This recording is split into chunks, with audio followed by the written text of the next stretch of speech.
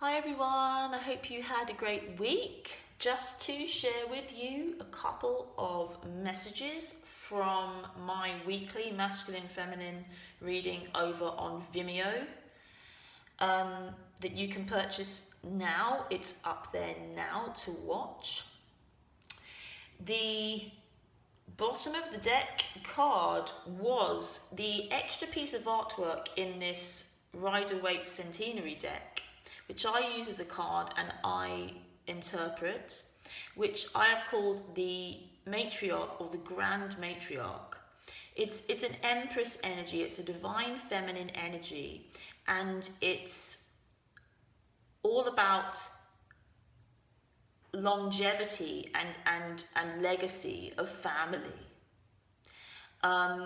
There's a strong, very important message in the Vimeo, in a couple of other cards, and it's backed up in this card, about children and about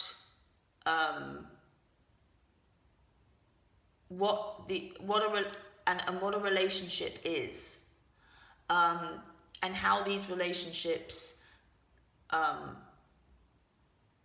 can be viewed in a way that really helps us to shift our perspective and get things going, to shift our perspective into love, and really has a massive impact upon things happening in the way we want to. So if you're interested in that, you should check it out. But this energy also underneath had the devil, and during the reading that does come up, and I will share with you that message. And that is that we must be careful this week and in general that we're not covering up our fears. The devil generally represents fear, and don't cover up your fear with this dream of the future. Very often we use this idea of this future place where everything's rosy, literally with these roses, and we cover up that fear. And the message is to be in the fear. Be in the fear. Usually, and in the reading, it was like the fear of another person. Another person for your love, or your love with another person. It's jealousy, it's attachment. Yes, it's attachment, but we must see our attachments in order to free ourselves from them. If these two don't know there's a chain here, they cannot free themselves from it. So be careful not to use this kind of dream of the future to cover up your fears. That was the message from that. And then the outcome card was the Ten of Pentacles in reverse. Again, this is marriage and longevity and legacy and completion and financial abundance. And a practical thing, again, there's a child in the card. What does that mean? And it was in reverse. What do we need to do? What's the shift in perspective we can have that's a 180 that can help us to achieve this marriage? That's in the reading. Now on to the Rumi. I want to share that a client of mine went to the Shrine of Rumi in Turkey this week, and she took me with her to a certain extent, and I want to say thank you. And that Rumi has really been working through me much more powerfully recently over the past few weeks, and there's a reason why I was drawn to these cards, and there's a reason why I use these cards, and Sufism in general is a very powerful, loving force, and does help us to understand how to align with love for our highest good and the good of all. So let's choose a card for the week and see what the Rumi message is for the week. Okay, this one's saying hi to me. Okay, we've had this one before again, but I'm going to go with it. It's number 2, Passion for Purpose. 2, a lovely number. So just sit and take this opportunity opportunity to relax and listen to this message for the week. Love, like life, flows through the heart. Feel the thrill of the flow and say nothing. Do you yearn to find your way, to fulfill your divine destiny, to know the purpose for your presence within this sacred body of the Earth Mother? Your heart is questing for deeper meaning. It desires certainty as to your sacred tasks for this lifetime. Your heart wants to know why you were born, for what purpose. You must know that the answer to these questions is love. I bring you your answer straight from the heart of the universe. Be wild within your passion. Do that which stirs your soul, even when it makes you feel uncomfortable, especially then, for what is being truly alive, if not a decision to be open instead of resistant, to be wild rather than comfortable, so that at any moment we will be ready for the invitation of the divine beloved to come closer. I call to you now, the you that is beyond your mind, the you that the heart knows, the you that cannot deny life. To that you, I ask this question. What stirs the passions of your nature? Do that. Be that. As we grow on the spiritual path, so too does our ability to serve life, to serve love, to honour humanity, and to offer a contribution that is unique to us, that could only flow in this particular way through the quality of our own soul light. Every light holds its own beauty, and every light has a particular task to fulfill on the divine path of life. To help us remember this, lest we get too easily distracted by the pain and stress that happens in life, we were given an inbuilt reminder. That reminder is our passion. We may think that passion is not particularly practical. We may feel fearful that with passion there are no guarantees of success, or that we may even be throwing away a stable and secure life to pursue our passion.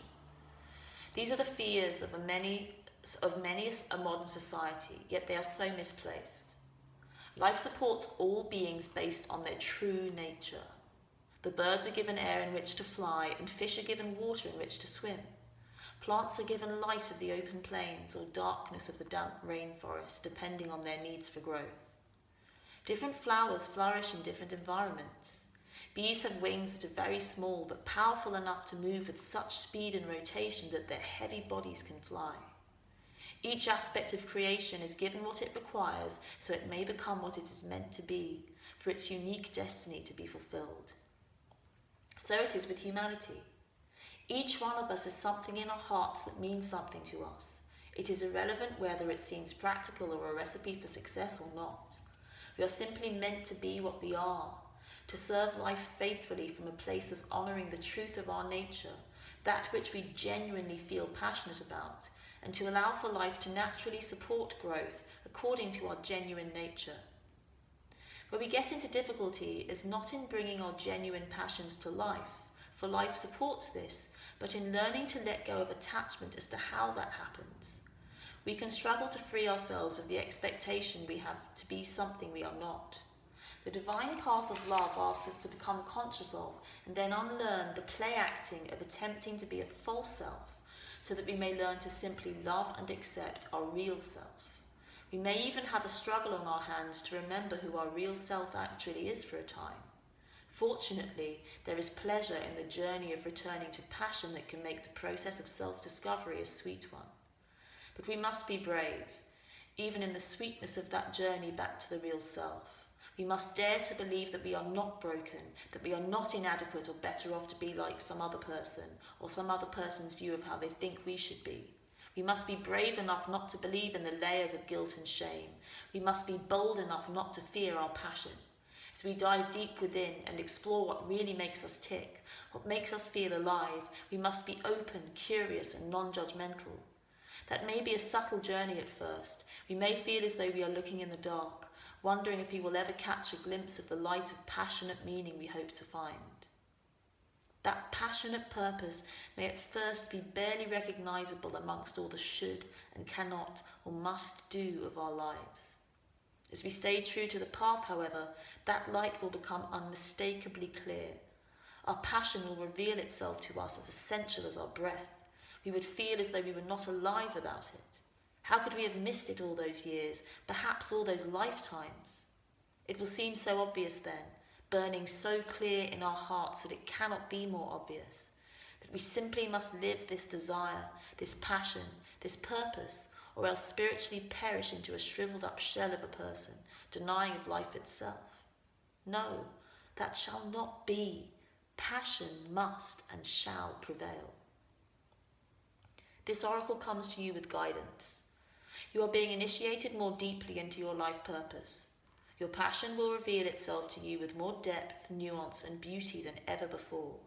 If parts of your life are dissembling, do not seem to be working out as you had planned, these are symptoms of this passionate revelation. Be curious and open to what presents itself in the wake of the falling away. Be ready for the journey within now. You are strong enough to leave behind the need for external validation while you learn to validate yourself. In time, soon enough in fact, you shall reveal your innermost beauty and be witnessed and received, acknowledged for your innate value, purpose, and divinity. But for now, sweet beloved, dive deep. Be defiant and determined to honour your heart, so your deep passion may be witnessed by you and eventually, naturally, make its way into sacred expression in the world. If you have recently discovered a new talent or purpose, or have been dreaming some big dreams, this oracle comes to you with guidance and confirmation. You are excited. Follow that excitement. Let it lead you into your own heart truth and onto an ever more passionate path of purposeful living. Sit with one hand at your belly and one hand at your heart.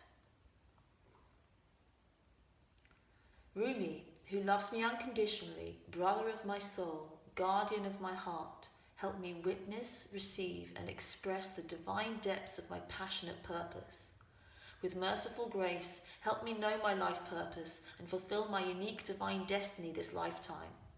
May I be gifted with the ability to consciously recognize the guiding hand of love on my journey, that I may serve that same hand through passionate and purposeful existence, surrendered into the greater passionate purpose of the universal heart. So be it.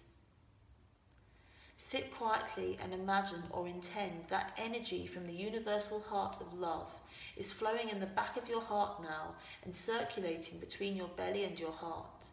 Any excess or old energy flows out through the back of your heart as a beautiful energy of love streams into your being. Stay with this gentle process for as long as feels right for you. You may feel emotion, sexual energy, or nothing much at all. Whatever happens or does not appear to happen is perfect for you at this time. Trust. Let it be.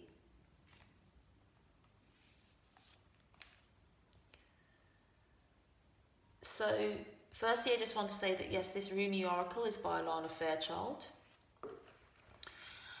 And that card, it has actually been on my mind recently because I do a reading called a soul reading. I can't remember whether I put it on the site or whether it's on the site right now. I hope it is.